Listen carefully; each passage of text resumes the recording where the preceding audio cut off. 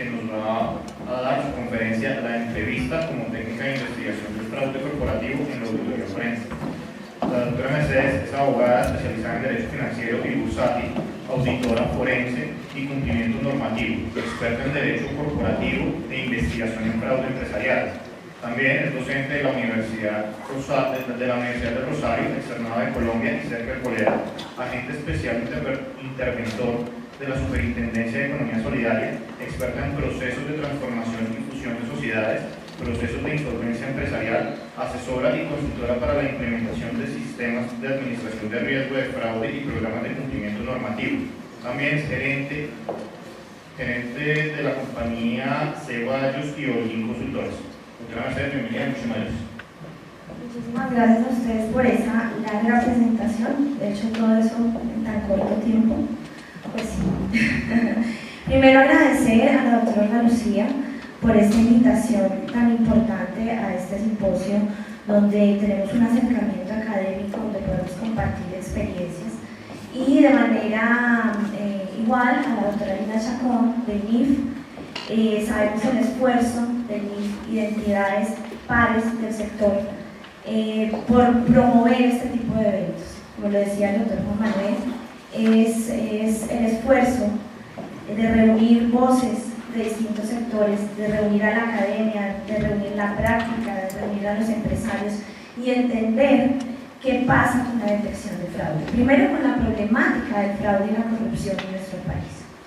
Y específicamente para esta conferencia, traer un poco la práctica de lo que hacemos ya en campo, en terreno, compañías que se dedican a hacer investigación de fraude. ¿Sí?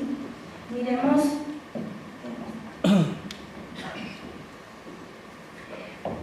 Bueno, mientras nos arreglan aquí el tema técnico, muy pertinente a las dos intervenciones que hemos escuchado, tenemos una noticia muy importante que salió el día 10 de mayo por medios internacionales, que nos dice y nos plantea la posibilidad de que los jueces fallen a través de prácticas de procedimientos de software para saber si una persona es culpable o inocente.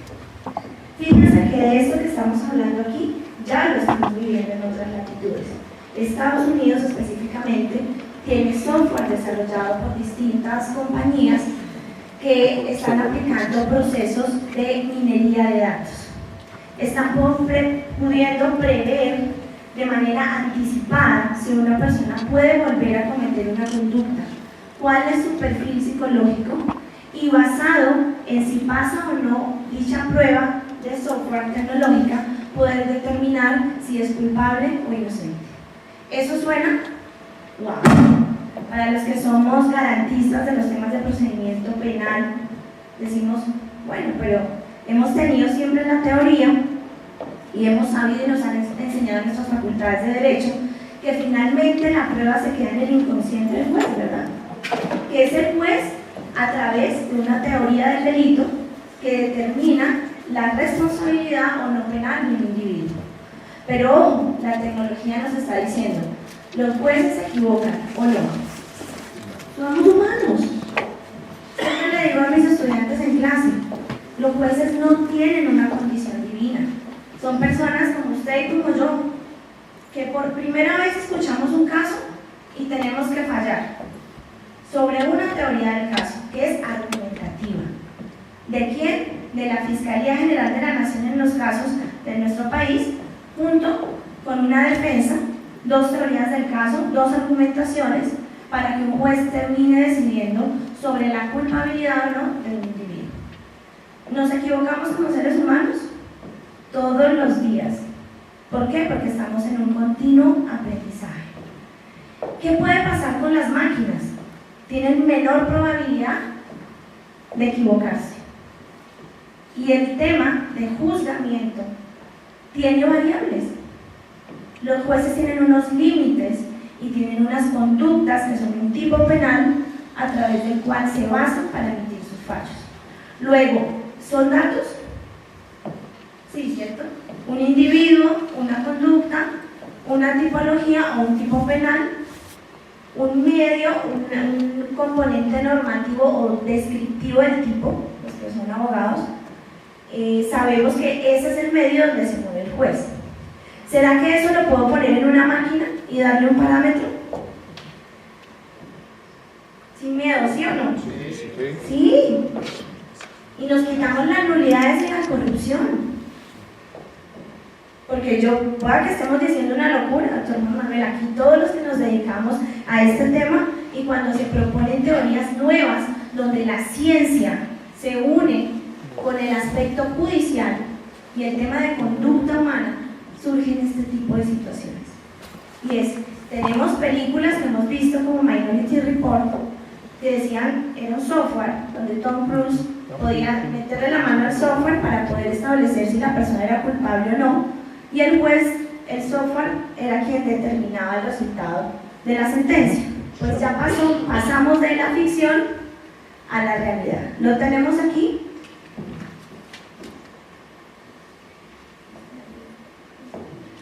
Listo. Tenemos aquí este señor Eric Loomis, con antecedentes sexuales y criminales por ataques sexuales, ¿sí? Que estos ataques sexuales fueron hechos en el año 2013, pero posterior a eso, él se pasa un componente o un filtro de tránsito. Lo llevan, le hacen el procedimiento, le aplican el test de COMPAS, que se llama, realizado y elaborado por una compañía estadounidense, que lo que hace es precisamente neurociencia. Poder establecer si esa persona no solo se va a pasar un semáforo en rojo, sino si va a volver a cometer la conducta por ataque sexual. Y lo que dice es, yo creo esta persona no pasa el test de prueba, y lo que vamos a hacer es que lo vamos a separar y lo vamos a guardar, lo vamos a alejar de la sociedad, porque posiblemente puede cometer una conducta reiterativa. Y ojo con esto, porque los que somos garantistas diríamos, pero ¿cómo así? Si el tipo no ha vuelto a cometer actos sexuales, lo que hizo fue pasarse un semáforo en rojo, ¿cómo es posible que le estén privando de su libertad simplemente con aplicación de un test? Y viene la pregunta, ¿quién hizo el test? ¿Qué dijo la compañía que se dedicó a realizar este software? ¿Tengo derechos de autor? No voy a dar los códigos fuente, hace parte de nuestro producto y no lo damos a conocer. Ahí empieza la línea delgada entre lo garantista, el derecho fundamental, ¿sí?, y el procedimiento penal. Entonces, toda esta innovación tecnológica y todo este componente es muy importante. Yo creo que es bien recibido también. En latitudes como la nuestra, donde la corrupción en el sistema judicial es tan grande, qué bueno sería que un software nos pudiera dar y marcar la pauta de una tendencia o de estudio de un caso. Pero también sabemos que echa la ley, eso es otro dicho, para que lo tengas en cuenta. A papaya puesta, papaya partida. ¿Qué pasa? Pues tendremos que decir, si vamos a incorporar nuevas tecnologías a los estrados judiciales, tendremos que hablar de seguridad informática, ¿o no? Pero por supuesto, porque si yo tengo archivos digitales, si yo tengo un software que es el que me determina la culpabilidad o no de una persona, y es que ya pasó, no nos lo estamos inventando, no es el futuro, no es en 20 años, sucedió esta semana, en Estados Unidos. Fíjense lo relevante. ¿Qué tenemos que hacer? Buscar los mecanismos como sociedad, como cultura, para seguir fortaleciendo los temas de seguridad y sobre todo de seguridad informática, porque la seguridad informática es el que me va a dar el control y en términos de prevención de fraude y corrupción, que yo tenga la claridad y la estabilidad y la seguridad jurídica en cuanto a fallos judiciales. ¿Sí? Otra propuesta que presentó dos universidades importantes en Europa y en Estados Unidos. También le aplicaron un test a un grupo colegiado de jueces para poder determinar con anticipación su sentido de fallo, con análisis de neurociencia. Distinto en el sistema penal acusatorio que trajimos del modelo anglosajón en Colombia, donde existe un jurado, que nosotros aquí no tenemos el cuerpo colegiado del jurado, en otras latitudes sí existe. ¿Qué es lo que dice el test? Que el resultado que se pudo acercar en un 79% a la realidad del fallo. Claro, no le dijeron a las personas que le aplicaron el test para qué era. Luego, posterior, hicieron la prueba y vieron que se acercaron en un 79% de todas las pruebas que hicieron a poder predecir de manera anticipada el fallo de un cuerpo colegiado. ¿Cómo? Neurociencia. ¿Cómo? Big Data. ¿Cómo? Estableciendo parámetros para poder anticiparme a la conducta. Incluso desde el escenario previo a la comisión de las conductas delictivas, como veíamos en el caso anterior. El señor no volvió a cometer un acto sexual, simplemente pasó una restricción de tráfico, le aplicaron el test y dice el test que puede volver a cometer acto sexual abusivo. Y lo separan de la libertad.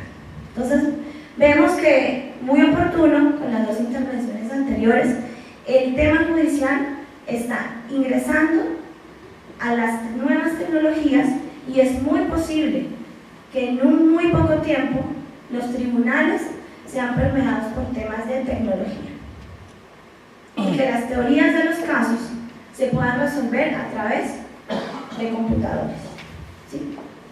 ¿Por qué? Porque es más fácil poder determinar unos pasos y unas adecuaciones, que es lo que hace un juez cuando adecúa un delito a la conducta. ¿Sí? La adecuación típica. Bueno, ¿qué nos trae la auditoría forense como modelo interdisciplinario en la investigación del fraude? Y es, siempre se lo digo a mis estudiantes en clase, y no creo que un caso de fraude se pueda investigar con una sola persona. ¿O no, Diego? Diego no me deja mentir. Cuando miramos el procedimiento y la metodología que utilizamos en la auditoría forense, con distintos medios o modelos internacionales, uno de los cuales es muy pertinente para nuestro caso por todo el modelo de sistema penal acusatorio, es un documento elaborado por la Organización de Naciones Unidas, donde nos plantea una metodología para abordar el fraude y cómo investigar el fraude. Esa metodología conlleva en un primer paso de planeación. Y dentro del paso de planeación, el siguiente subpaso es establecer un grupo interdisciplinario. ¿Quiénes? ¿Cómo? ¿Cuánto tiempo? ¿Cuántas horas? Eso está dado y determinado por los factores de información que tengamos que analizar en cada caso. Es importante revisar el alcance de nuestra investigación en términos de años, en términos de data que vamos a analizar, en términos de personas involucradas en el fraude, el modelo económico que estemos investigando, el sector de la economía que estemos investigando. No es lo mismo investigar seguros que investigar en el sector de petróleo o en el sector industrial o en el sector académico, ¿cierto? El punto de partida está en un grupo interdisciplinario de profesionales para poder hacer fuerza, para poder hacer camino y para poder encontrar conocimiento. Precisamente porque sabemos de la debilidad, como lo dijo el doctor Juan Manuel, de profesionales que hayan sido formados en distintas áreas. En mi caso, soy abogada. Llegué al tema del fraude porque fui víctima del fraude. ¿Sí? En mi propia compañía se perdió mucha cantidad de dinero, muchas responsabilidades que tuve que asumir a raíz de esa situación, y ese fue mi contacto con el fraude. Pero no fue una formación previa, no fue una formación de años para llegar a abordar el tema forense. Por eso hoy, mientras salen programas académicos tan importantes como y lo que hace la Universidad Externado en proponer esa formación integral, pues ¿qué tenemos que hacer? Buscar profesionales en distintas disciplinas para poder conformar un buen equipo de trabajo y poder hacer una investigación. Eso es importante. La auditoría forense finalmente es una ciencia que busca tener un medio de prueba para ser llevado a un contexto judicial. Diferencias entre la auditoría convencional y la auditoría forense. Se preguntarán ustedes. Porque hacemos una metodología de revisión, ¿cierto? Revisamos controles, cuál fue la falla de control. Eso también lo hacemos en la auditoría, ¿o no? Pero ¿por qué es forense? ¿Cuál es esa diferencia específica entre la auditoría forense con la detección de fraude? Y lo tenemos en conseguir los medios de prueba. Un profesional que ha sido formado como contador únicamente tiene algunas deficiencias en el concepto probatorio, ¿cierto? Porque eso se lo dejamos al abogado. Para eso estudiaron los abogados, para que vayan y miren qué son las pruebas. Pero si vamos a dedicarnos a ser forenses y usted en una investigación tiene que buscar la prueba, usted tiene que saber qué está probando, qué va a probar. Tiene que tener claro 3 conceptos importantes del derecho probatorio, y es la pertinencia de la prueba, la utilidad de la prueba y la conducencia de la prueba, ¿cierto? De lo contrario, todos mis esfuerzos y mis conocimientos como contador se van a quedar para un informe muy bonito en deficiencia de control, pero no de manera probatoria.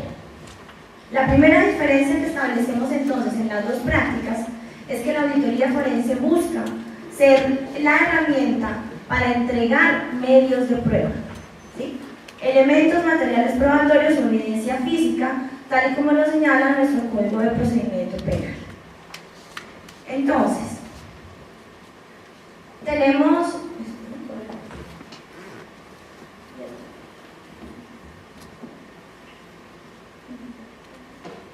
quedó sin batería esto. Listo. ¿Qué tenemos como conceptos de la auditoría forense? Ahora sí te entiendo, tal cual. No es culpa. Listo. Conceptos tenemos muchos, pero para resumir, la auditoría forense es una ciencia al servicio de la justicia. ¿Por qué?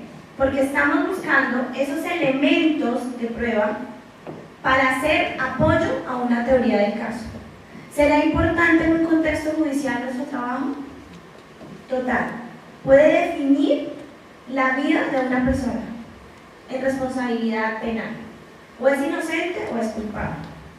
Mi dictamen como experto en una trazabilidad de recursos, en un maquillaje de estado financiero, en un tema de malversación de activos, me va a definir el futuro de una persona.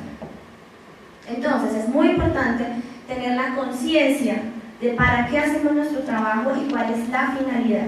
Es un apoyo a la ciencia, por eso de ahí la conexión con la conducta humana. Por eso nosotros no vemos solo cifras, por eso nos apoyamos en la psicología forense, por eso analizamos conducta.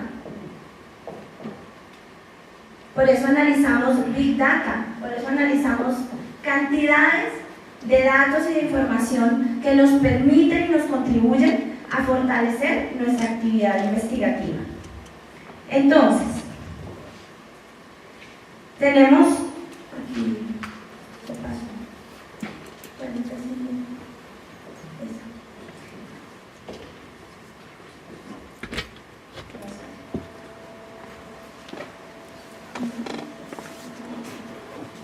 Perfecto. Entonces, tenemos 3 pilares importantes en la auditoría forense. Tenemos la auditoría como tal convencional, que nos marca un mapa de ruta frente a cómo abordo el tema de la investigación inicialmente, cómo está estructurado un proceso dentro de una compañía, llámese indemnizaciones, en el caso del sector de seguros, en el caso de compañías del sector real, cómo está estructurada una área de tesorería, ¿cierto? Conocimientos básicos en auditoría. Importante, investigación judicial. Conocimientos en criminalística que busca, se basa en los procedimientos técnicos de encontrar evidencia, y la criminología, que se basa en el estudio de la conducta humana, ¿cierto? Los aspectos importantes. En este punto de investigación judicial necesitamos tener técnicas de investigación. ¿Cuáles son esas diferentes técnicas que puede utilizar? Análisis de bases de datos. Hoy en día la información de las compañías está en software. Casi que no encontramos evidencia documental, física. La encontramos, como decía en mi anterior panelista, que están subidas a PDF, luego se me vuelven archivos digitales. Distinto es el archivo digital al archivo documental físico. ¿Por qué? Porque en la propia incorporación de estas pruebas en juicio debo tener un tratamiento distinto. Cuando hablamos de evidencia digital, tenemos que garantizar los principios de cadena de custodia y de mismicidad de la prueba. ¿Cuál es el lenguaje del software? Los datos bit a bit, ¿cierto? Cuando yo sé que tengo un documento físico y me lo ponen de presente, puedo decir, sí señores, esa es mi firma. O sí señores, ese es el sello seco que tenemos en la compañía para establecer que es un documento legal y que es un documento que no ha sido adulterado. ¿Cómo puedo yo evidenciar que un archivo digital o un correo electrónico no ha sido modificado? Necesito de la informática forense para hacer un procedimiento técnico y poder garantizar que esos archivos y esa data que hemos analizado no ha sido modificada. ¿Necesitaremos técnicas de investigación? Todas. Si sabemos que nuestra investigación se basa en un análisis financiero cuya información es extraída de una base de datos contable y necesito analizarla y cruzarla, tengo que garantizarle al juzgado o al estrado judicial que dicha información no ha sido manipulada. Porque será posible que yo le ponga unos ceros de más, entre y modifique el nombre del beneficiario de una cuenta. Por supuesto, si no tengo seguridad en la base de datos. Y si con eso van a hacer un proceso judicial y se va a juzgar a alguien, como auditor forense debo garantizar que la información que analicé no ha sido modificada. Entonces, técnica judicial, informática forense, cadena de custodia, el famoso hash o MD5, que es el ADN de cada archivo digital, que es único como nuestro ADN, que me permite decirle a un estrado judicial, este archivo jamás ha sido modificado. Tercer pilar importantísimo, el derecho penal. ¿Por qué? Porque voy a incorporar mi peritaje o mi dictamen como auditor forense a un estrado judicial. Si yo voy a un estrado judicial y no conozco una técnica de interrogatorio, en la primera sentada me muero el susto. Y pasa, señores. Que tengo muy buenos auditores detrás del escritorio, pero llévelos a juicio. Y apenas le dicen, señor, sigan, vamos a tomar el juramento, las generales de ley, ya están así. No, pero se me olvidó, me bloqueé, se me borró todo. Lo que decía el doctor Juan Manuel, formación. ¿Por qué en los ejercicios académicos de la especialización de auditoría vamos y simulamos juicios? Les enseñamos técnicas de interrogatorio, porque es que usted puede tener de contraparte un Lombana o un Jaime Granados, y lo volvió ropa de trabajo en el contrainterrogatorio. Usted terminó diciendo, no, sí doctor, yo la verdad no tengo ni idea cómo fue que hice ese dictamen. Formación integral, conocer no solo de procedimiento penal, sino de derecho sustancial, y es ¿qué es un delito? ¿Por qué la conducta? ¿Cuáles son los tipos penales? ¿Qué es el delito financiero? ¿Qué es el delito económico? ¿Sí? Fíjense que son tres pilares importantes que conforman un todo, una formación integral como auditores forenses. Esto ha sido una ayuda importantísima para los abogados penalistas, ustedes no se imaginan. Antes de que existiéramos los auditores forenses, al abogado penalista le tocaba ir a recaudar pruebita por pruebita. ¿Quiere que le lleve el caso? No, pues cuénteme qué documentos tiene. No, pues doctor, yo ahí tengo esto, unos estados financieros, un correo electrónico, pero yo le juro que a ese señor se robó 800 o 1 millón o 1.000 millones de tesorería. Y empezaba el abogado penalista. Bueno, venga a ver si esto sí hay tipicidad o no hay tipicidad, muestra a ver este documento. ¿Será que el abogado penalista solo conoce de contaduría? ¿Cómo se define? ¿Por qué el abogado penalista necesita incorporar todo ese acervo probatorio a través de un dictamen pericial?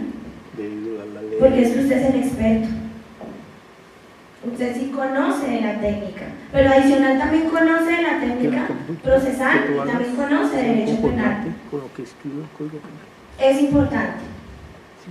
Dentro de los planteamientos que hace la Organización de Naciones Unidas para abordar la metodología de la investigación de fraude a través de la auditoría forense, se señala que se deben generar hipótesis, como en toda investigación. Pero adicional, debo saber cuál sería el tipo de delito que se está dando dentro de la investigación. Entonces, mínimo debo conocer los tipos penales que se refieren a los delitos económicos y financieros de nuestra legislación o de la legislación que estemos abordando el caso. Hoy en día, con la globalización, los recursos están en Islas Canarias, ¿o no? Hace rato, lo primero que hicieron fue llevárselos. ¿Y cómo hacemos para rastrearlos? Necesitamos saber cómo me comunico con otro país, cómo pido información, qué me pueden dar, qué es público, qué es privado, para qué nos sirve el derecho internacional. ¿Puedo solicitarlo a través de mecanismos de entidades del Estado? ¿Qué facultades tengo? Bueno, esto es todo un tema. Gracias. Pero miremos cuáles son los ámbitos de aplicación de la auditoría forense. De manera general, reconstrucción de hechos financieros. Siempre en la auditoría forense vamos a reconstruir algo que pasó. Es decir, vamos hacia atrás en la historia y reconstruimos una información que no sabemos cómo sucedió. Porque si supiéramos cómo se dio el fraude, pues simplemente ya estuviera aceptado y no tendríamos que investigar. Investigaciones de fraude, análisis patrimonial, cálculos de daños económicos, rendimientos de proyecciones financieras, trazabilidad de recursos. No solamente la auditoría forense tiene un factor detectivo, sabemos que también tiene un factor preventivo. Y es cómo puedo yo, desde la prevención, poder controlar mi riesgo de fraude. Existen sistemas de administración de riesgo de fraude con políticas de compliance, ¿sí? España recientemente, este año, pudo sacar su ley de responsabilidad de personas jurídicas, responsabilidad penal. En Colombia no existe la responsabilidad penal hoy en día. ¿Sobre quién recae? Sobre el representante legal. Pero en otras latitudes, particularmente España, quien adoptó esa norma este año, se establece que existe responsabilidad penal para las personas jurídicas. Y ustedes van a decir, ¿pero cómo? Si a la persona jurídica no la podemos meter a la cárcel, ¿verdad? Pero sí podemos suspenderla, sí podemos objetivamente parar su objeto social de alguna manera, ¿sí? Que otras teorías que en Colombia han dicho, para eso está el derecho administrativo. Si hizo una conducta fraudulenta o si no tiene capacidad de pago, pues intervenga y liquídela, ¿cierto? Pero no, porque existe un factor psicológico y sociológico, y es de cómo la comunidad entiende que esa compañía se ha prestado para hacer fraude. El caso de Odebrecht, ¿cierto? ¿Existe socialmente un juzgamiento a ese tipo de compañías? Pasan representante legal, lo mandan a la cárcel, nombran otro representante legal y seguimos operando. Aquí no pasó nada, ¿cierto? Entonces, la auditoría forense tiene varios campos de acción. Cuando necesitamos hacer análisis patrimoniales, ¿sí?, en los casos que analizamos lavado de activos, la auditoría forense viene a apoyar ese procedimiento, ¿sí?, en poder establecer ingresos versus pagos de impuestos, activos, valoración de origen de esos activos y cómo puedo determinar. También para calcular daños económicos, daño emergente y lucro cesante. ¿Cómo puedo yo establecer un perjuicio? Básicamente es una ecuación matemática sobre una valoración del daño. También es una vía por la cual la auditoría forense puede apoyar eventos que no sean únicamente de detección de fraude, sino que también tenemos otros escenarios en los cuales podemos ejercer. También tenemos ámbitos de aplicación no solo en el derecho penal, señores. Cuando escuché la intervención del doctor Juan Manuel, recordé un caso que llevé el año pasado, ya antepasado, sobre un proceso de familia. ¿Qué pasaba en este proceso de familia? Los activos de la sociedad conyugal estaban en una sociedad comercial. La señora tenía el 5% de las acciones, el señor el 95%. El señor dijo que él percibía ingresos por 3 millones de pesos mensuales y sobre eso estaba buscando una asignación de cuota alimentaria. ¿Qué hicimos nosotros? Ingresamos a hacer una auditoría forense sobre un derecho de inspección que se tiene sobre las compañías cuando uno es socio y pudimos analizar la información contable. Pudimos decirle a un juez de familia que el señor no se ganaba 3 millones de pesos mensuales, que el monto de sus ingresos era 44 millones de pesos. Cuando le entregamos el dictamen pericial a la señora, hizo tu cara. Viví con un millonario todo este tiempo y no me di cuenta. Claro, nos reservamos el análisis de los gastos, ¿no? Lógicamente no se los gastaba en la casa. Pero le ayudó dentro del proceso judicial a conseguir una cuota alimentaria justa en un proceso de familia esta señora. Sí, o sea, no es solo derecho penal. Tenemos otros ámbitos de aplicación. ¿Listo? Bueno, yo tengo mucho que contar. Yo quisiera que el tiempo, ¿dónde está? ¿Voy bien? ¿O cuándo? No, nada. Listo. Porque lo que realmente quisiera plantear en mi intervención es la problemática que tenemos frente a una de las técnicas judiciales de investigación, que es la entrevista, ¿cierto? Pero rápidamente vamos a ver cuáles son esas técnicas. Gracias. ¿Cuáles son esas técnicas de investigación que aplicamos en la auditoría forense? Ingeniería social, como lo dijeron los dos panelistas anteriores. Podemos hacer análisis para elaboración de mapas de fraude, poder relacionar personas de una compañía y otra. Caso Estrabal, muy conocido, ¿verdad? ¿Conocieron el caso de las libranzas? Perfecto. Este fraude se da en el sector solidario, pasa al sector real y permea al sector financiero. Pero cuando hacemos el análisis de los entes de control de cada una de las compañías, vemos que existe similitud en las juntas directivas de las sociedades cooperativas con las sociedades del sector real. Que incluso existen relaciones familiares de un lado y otro de las compañías. ¿Cómo podemos llegar a eso? A través de la ingeniería social. Y es que, señores, lo que no está en Facebook no existe. Porque está la selfie del desayuno, la del almuerzo, la de la comida, la del simposio, no puede faltar. ¿Cierto? Todo lo ponemos en Facebook. Porque generamos una cultura de cuánto reconocimiento tengo, porque somos de cuántos likes tenemos, ¿no?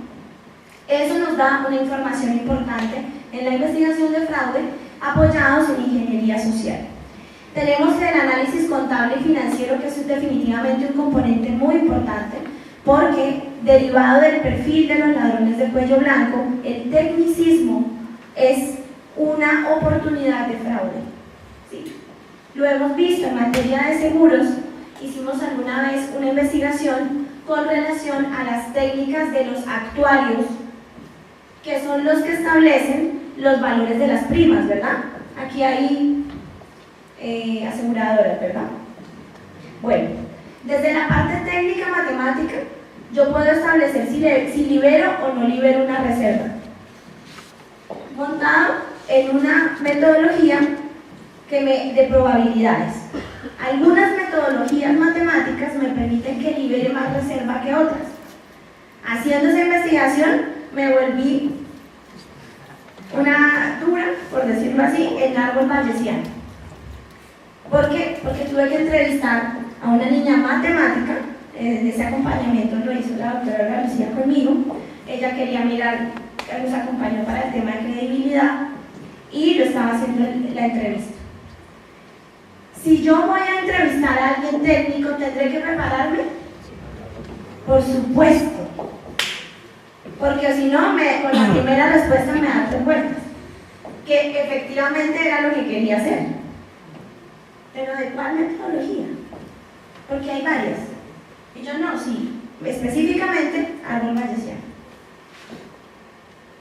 Esta señora sabe de qué me está preguntando. Entonces, análisis contable y financiero, minería de datos, Big Data.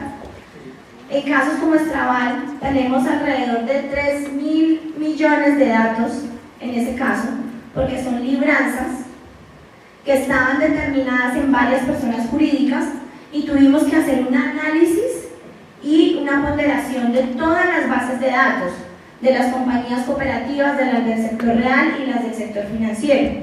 Eso implicaba, para poder hacer el análisis en esta investigación, un tema robusto en bases de datos. Incluso tener como compañía de investigación software especializado, porque ya el Excel se revienta, un Access quedó pequeño. ¿Qué necesitamos? Herramientas tecnológicas. Y ese es otro tema con relación al equilibrio de cargas. ¿Y ustedes creen, señores, que en un proceso penal donde la Fiscalía tiene todo un cuerpo administrativo de investigación, hay igualdad de armas frente a un procesado que no tiene a nadie? Vaya y pague un perito en Big Data, a ver cuánto le cuesta. Y entonces hablamos de acceso a la justicia. La justicia finalmente se da para quien tenga cómo pagar un peritaje con alta tecnología y se pueda establecer la verdad. Al ciudadano de a pie no le toca, porque las instituciones no funcionan, porque los recursos son pocos, ¿sí? Pero bueno, dentro de nuestras técnicas de investigación tenemos la informática forense y una de ellas, la que nos trae hoy a esta reunión, que es la entrevista apoyada en la psicología forense, ¿sí? ¿Cómo puedo yo, dentro de mi investigación, apoyarme en un procedimiento técnico como la entrevista para obtener, que dijimos que nos da la auditoría forense, elementos materiales probatorios? No para sentarme a tomar tinto con el entrevistado. Si yo voy a utilizar esta técnica, tengo que tener un objetivo claro dentro de mi planeación de la investigación. Y generalmente este tipo de entrevistas no se hacen al principio de la investigación. ¿Por qué creen ustedes? Porque usted todavía no tiene contexto de la investigación, ¿sí?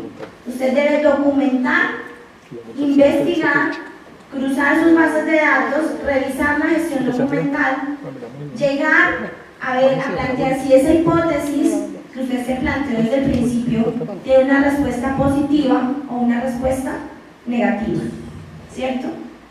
En este caso, la técnica de investigación lo que busca es un referente de confirmación de información o un referente de responsabilidad dentro de la estructura corporativa. Y los que están aquí de compañías no me dejarán mentir que todo se maneja a través del manual de procesos y funciones, ¿verdad? Pero que eso se cumpla al 100%, no. Cuando vamos a hacer la investigación, suceden cosas como esta, que es de la vida real. Bueno, ¿cuántas personas tienen acceso al software? No, aquí somos como 5 en el área. Perfecto. ¿Los usuarios? No, Doc, hay 2. ¿Cómo así? ¿No hay un usuario personalizado? No, hay 2 usuarios para entrar a la plataforma y como esto es por turnos, pues el que va llegando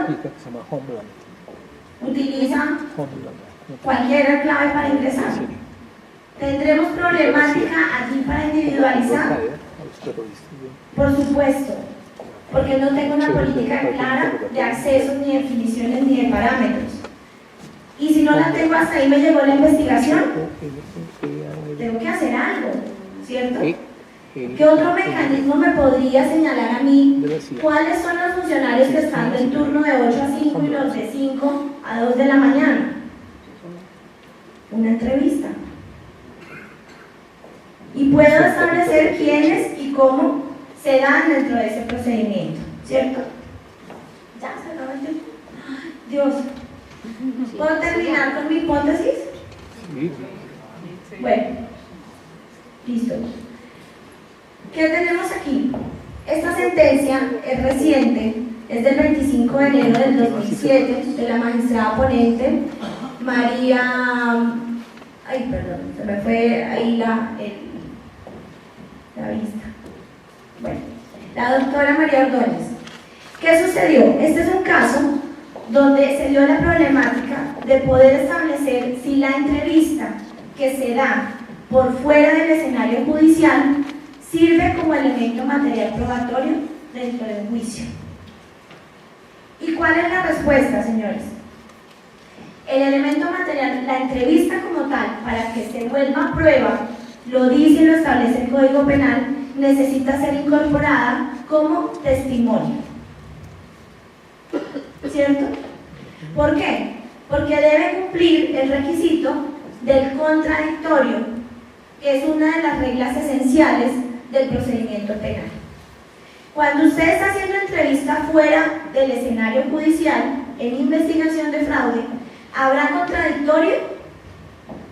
¿Hay contrainterrogatorio de alguien? No. Usted se sienta con su entrevistado, le hace unas preguntas y el señor le contesta. Luego, ¿qué nos dice la norma?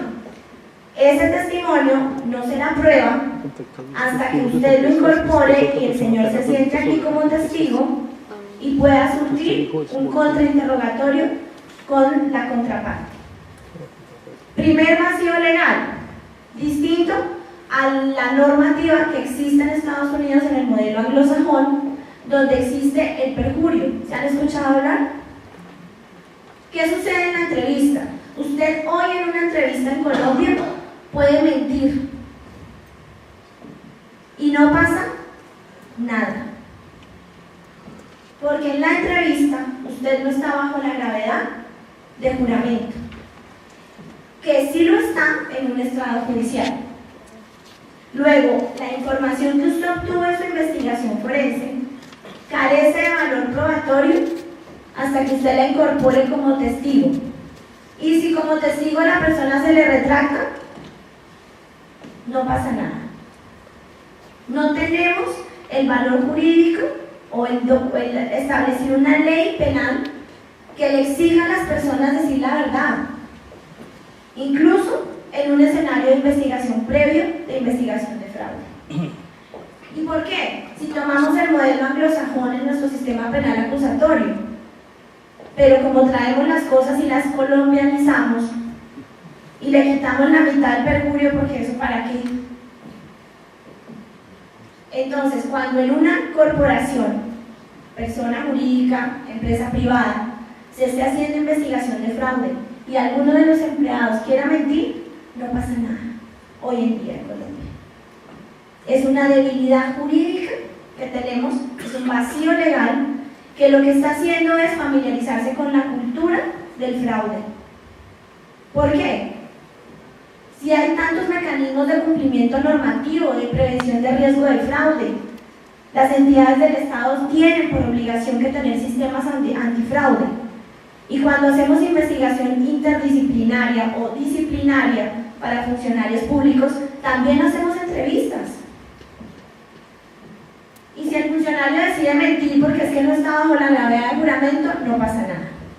Entonces, dejo el tema para que se abra el debate y podamos desde la academia formular propuestas para quienes nos dedicamos a este oficio y que se pueda regular y regularizar la profesión de la auditoría con relación al tomamiento de juramento. Deberíamos estar facultados para tomar juramento en los procedimientos de investigación penal privado, como sucede en Estados Unidos, donde tomamos el modelo de procedimiento penal acusatorio, y poderle dar fuerza así a nuestro procedimiento de entrevista. De lo contrario, puede ser un saludo a la bandera. Muchísimas gracias.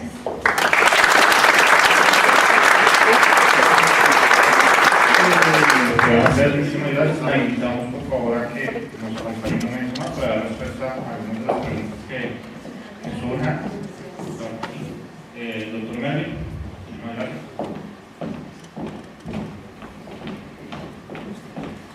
Muy buenos días, una más a la audiencia. Doctor Mercedes Ceballos, muchas gracias por su excelente presentación. En la misma nos llama inmediatamente en la introducción a las operaciones de campo y cómo las investigaciones en donde ha participado forman parte del conocimiento que hoy comparte con nosotros. Inicia su conferencia, me parece a mí, llamando la atención de una manera singular e importante sobre la característica principal que compartimos todos, nuestra humanidad y el derecho inalienable, añado yo, a equivocarnos, sobre todo cuando hablamos en el juicio del caso, en el juzgador del caso, y el reto que presenta el uso del software como herramienta en la toma de decisiones, sobre todo estableciendo tendencias de comportamiento y la probabilidad en la comisión del delito.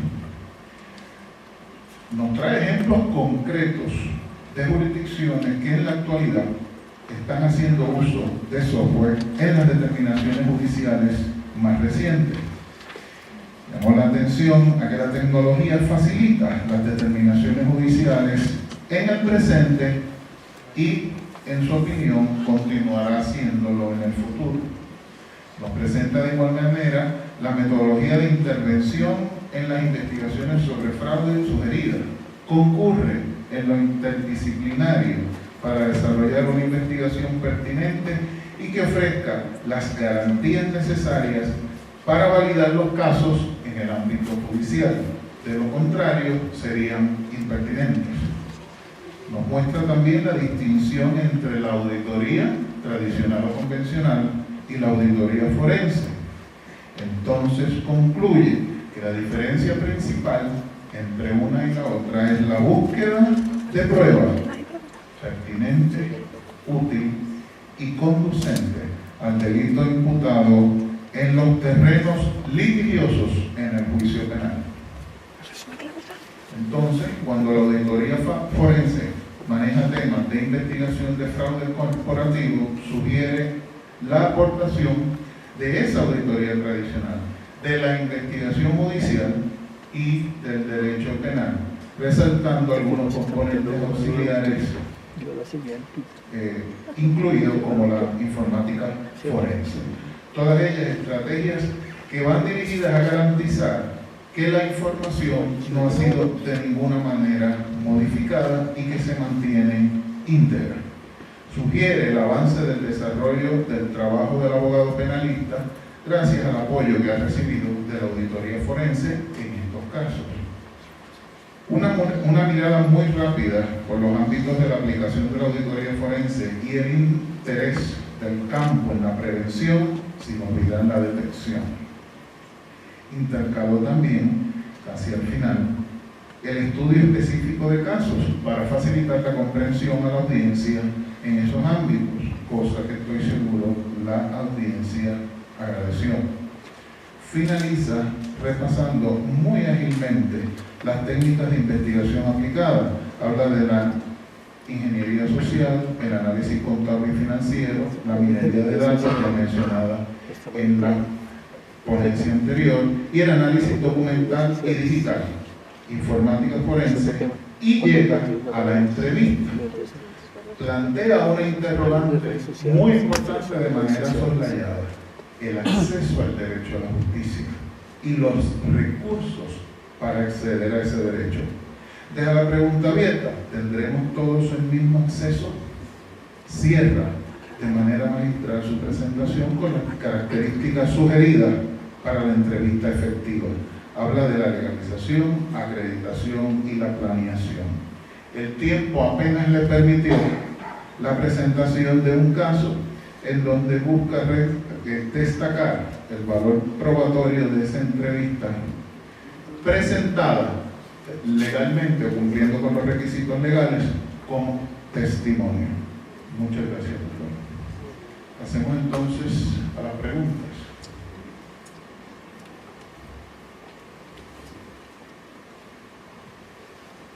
Qué bueno que mejoró la letra para mí. Doctora, ¿cuál es su...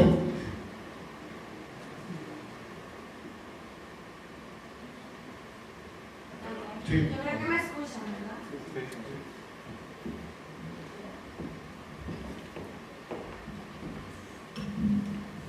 Pero sin duda ahora se le escucha mejor. ¿Así mejor? ¿Cuál es su opinión sobre el estado actual del sistema judicial colombiano frente a la lucha contra el fraude? Yo creo que tenemos una gran oportunidad de mejora. Lo definiría de esa manera. Creo que nuestras entidades de control tienen un compromiso, es indiscutible, pero también tienen unas limitaciones importantes con relación a los cuerpos de investigación, con relación a los mismos jueces, a la cantidad de procesos que se le asigna a cada juez para resolver, el término que tiene para resolver los mismos, con la complejidad de los casos que exigen los hechos locales. Por ejemplo, en una audiencia de más de 20 imputados, como los casos de los carruseles de la contratación, cuando cada uno de los imputados tiene una defensa técnica y cada uno quiere hacer sus aportes probatorios, estos procesos suelen ser largos, muy condensados en su información y muy limitados en su tiempo. Yo creo que hay una oportunidad de mejorar, de dar una vista nueva hacia el sistema penal acusatorio con la nueva ley de pequeñas causas, que lo que se busca es eliminar el cuerpo de la fiscalía y que la víctima lleve directamente sus elementos materiales de prueba al juez de conocimiento. Vamos a poder mejorar y darle una dinámica a ese tipo de procesos. No obstante, este tema tiene una limitación de acceso a la justicia, como ya lo dije, y es quienes pueden contar con los peritos, con los técnicos para la aportación de las pruebas. Los que no tendrán que irse por el proceso más largo y efectivamente no habrá una justicia social en equidad. Muchas gracias por su contestación. La próxima pregunta está dirigida también a la validez probatoria. Y si se tiene una confesión hecha, hablando de esa validez probatoria, tiene una confesión hecha por un empleado de una empresa privada que cometió fraude. La entrevista fue tomada por escrito y grabada en video y audio. ¿Cuál sería esa validez probatoria de esa confesión? Sí, tendríamos, en este caso la persona no sería, es el procesado, no la víctima. Es distinto el papel de la compañía, que juega el rol como víctima, quien puede aportarla al proceso para que el fiscal la tenga en cuenta y la incorpore dentro del proceso como recordación del testigo, ¿sí? o como contradictorio, que es lo que nos establece el 437 del procedimiento penal, para ser contradictorio cuando una persona está diciendo lo contrario. Pero en este caso particular, las personas tienen derecho a no autoincriminarse. De hecho, en el proceso de legalización de la misma entrevista se debe dejar legalizado este tema. Si la persona igual de manera voluntaria aceptó y esa información es llevada al juzgado, él nuevamente tendrá una oportunidad dentro del juicio oral de declararse inocente o culpable. Pero no se tiene como bajo la gravedad de juramento, luego tiene la posibilidad de no hacerlo dentro del juicio oral. Muchas gracias por su presentación. Próxima pregunta. Ya que se ha mencionado el tema de la formación académica y habrá un estudiante de justicia criminal que parece que vino conmigo, sobre todo en el área de conducta humana, y este último año de mi pregrado me gustaría saber de qué manera usted estaría dispuesta a colaborar en el desarrollo de esas técnicas con otras personas que no tienen esa preparación, que no es estrictamente en derecho. A ver, sí, la pregunta es si estoy dispuesta a colaborar. Sí, ¿y de qué manera? Claro, nosotros desarrollamos en el programa de auditoría forense, en la especialización, la asignatura que tengo a cargo es auditoría forense aplicada. Dentro de la parte de la aplicación de la teoría, hay espacios para hacer casos simulados donde aplicamos todas las técnicas en un caso de principio a fin. Desde que se entrega la información, todo el tema de planeación, metodología, recaudo de evidencia, hasta un dictamen final. En temas de formación, en esta parte práctica es muy importante, habiendo tenido la formación conceptual, poder llegar a un ejercicio práctico. Y un ejercicio práctico que genere habilidades, porque finalmente la investigación se apoya en la habilidad del investigador, y la habilidad es algo que se consigue solamente con la práctica. Muchas gracias. Se plantea como pregunta, ¿el auditor forense puede ser apoyo en un proceso civil en cuanto a realizar el cálculo de daños económicos o debe estar inscrito a la rama judicial? Hoy en día es posible hacerlo. Los auxiliares de la justicia deben estar inscritos dentro de un listado de peritos para poder certificar que los perjuicios que está calculando pues tienen un sustento metodológico establecido. Es que la acreditación se vamos a hacer un juicio. ¿Usted quién es? ¿Dónde estudió? ¿Qué experiencia tiene? Próxima pregunta. ¿Cuál considera que es la mayor falencia de la legislación en Colombia con respecto al fraude? Yo creo que nuestro tema no es de falta de leyes. Al contrario, considero que el régimen colombiano está lleno de legislación abundante, toda ella, en términos de cumplimiento, circulares, hay ley antifraude, este año se aprobó la ley antisoborno por un tema de la OCDE. Yo creo que aquí no hace falta, está el Estatuto Anticorrupción en Colombia, que aplica específicamente para empleados oficiales o sector privado que maneje recursos públicos como las EPS, y así un sinnúmero de leyes que están fortaleciendo el tipo o la tipología.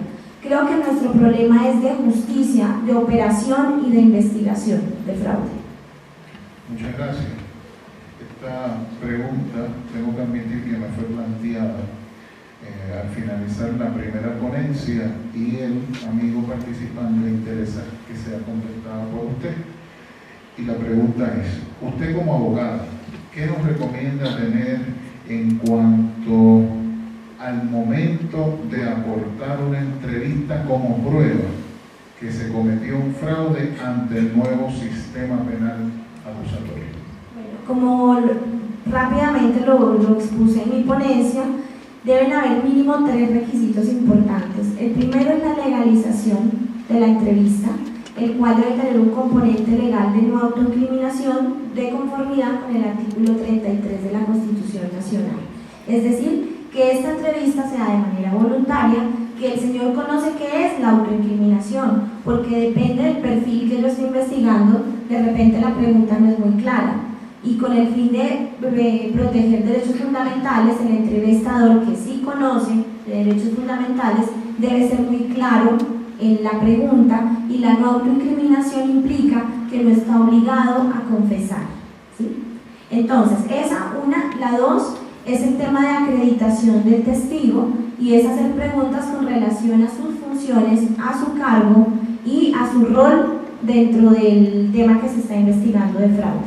Tercero componente, poder utilizar las técnicas de interrogatorio en la planeación de una entrevista, ¿sí? Para eso sirven las técnicas judiciales de interrogatorio. Cómo no preguntar, hacer preguntas capciosas, inducir a la pregunta al entrevistado. Todas esas son técnicas que se utilizan en juicio oral, pero que son aplicables a la entrevista de manera privada o en investigación de fraude corporativo.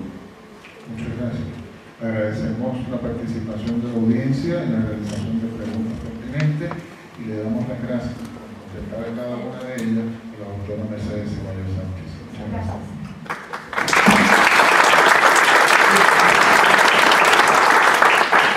Muchísimas gracias, doctor Melvin, muchísimas gracias.